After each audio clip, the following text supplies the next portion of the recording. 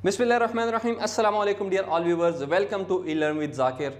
उम्मीद करता हूँ आप सब लोग ठीक ठाक खैरियत से होंगे। लास्ट वीडियोस के अंदर हमने डिस्कस किया था किडनी के डिफरेंट नॉर्मल फंक्शंस के, किडनी कौन कौन से फंक्शन करता है। आज हम डिस्कस करेंगे दो ऐसे कंडीशंस जो कि किडनी से रिलेटेड है और बहुत इंपॉर्टेंट टॉपिक है।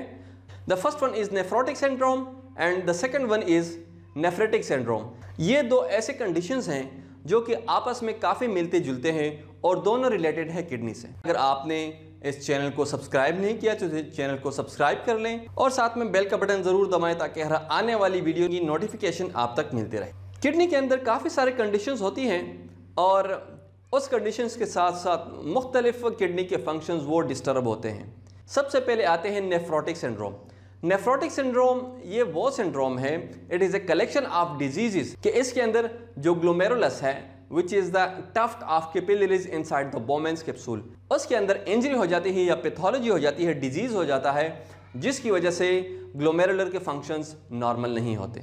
ठीक है।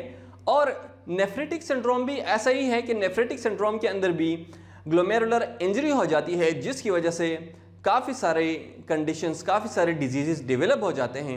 नेफ्रोटिक सिंड्रोम वो सिंड्रोम है जो कि usually that is chronic condition और nephritic syndrome that is acute condition. ठीक है।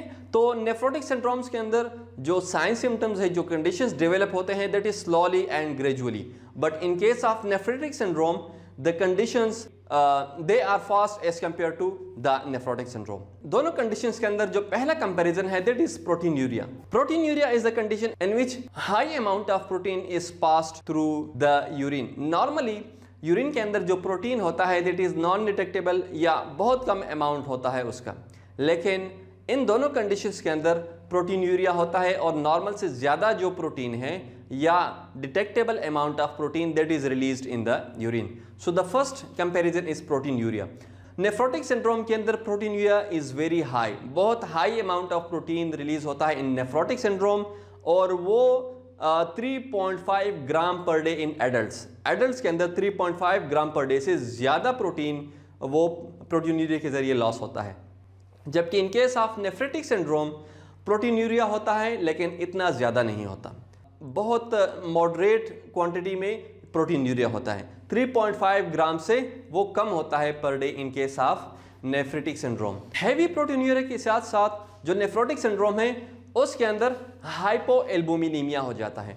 प्रोटीन जब बहुत ज़्यादा क्वांटिटी में यूरिन में लॉस होता है तो उसकी वजह से हमारे ब्लड के अंदर जो मेजर प्रोटीन है दैट इज़ एल्बुमिन वो कम हो जाता है, तो दैट्स वाई हाइपोएल्बुमिनीमिया भी हो जाता है।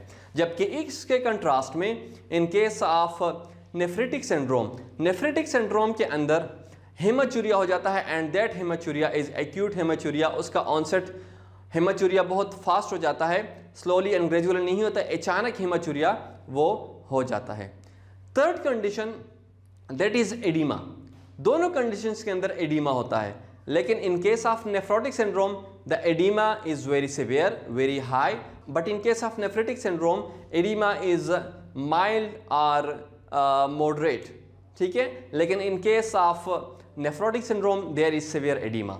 एडिमा के साथ जो नेक्स्ट कंपैरिजन है that is azotemia. Azotemia is the increase in amount of blood urea nitrogen और साथ में क्रेटिनिन। नेफ्रेटिक सिंड्रोम के अंदर एजोटीमिया होता है और उसमें माइल्ड टू मॉडरेट होता है, लेकिन नेफ्रोटिक सिंड्रोम के अंदर एजोटीमिया वो हो भी सकता है या नहीं भी हो सकता, या बहुत कम क्वांटिटी के अंदर एजोटीमिया होता है। Next difference is the hypertension. Hypertension जो है वो नेफ्रेटिक सिंड्रोम के अंदर काफ़ी ज़्यादा होता है, जबकि नेफ्रोटिक सिंड्रोम के अंदर पॉसिबल भी हो सकता है और नहीं भी हो सकता। जो लास्ट कंपैरिजन है that is lipidaemia. Nephrotic syndrome के अंदर हाइपरलिपिडीमिया भी होता है, साथ में लिपिड्यूरिया भी होता है, जबकि नेफ्रेटिक सिंड्रोम के अंदर ये कंडीशन डेवलप नहीं होती। ठीक है। So these are the main differences between nephritic syndrome and nephrotic syndrome. Hope आपने इन दोनों के डिफरेंसेस को समझ लिया है। अगर आपको कोई क्वेश्चन है, कोई कंफ्यूजन है, कोई सजेशन है, कमेंट बॉक्स के जरिए कमेंट करें। वीडियो देखने के लिए शुक्रिया। अस्सलाम वालेकुम, अल्लाह हाफिज़।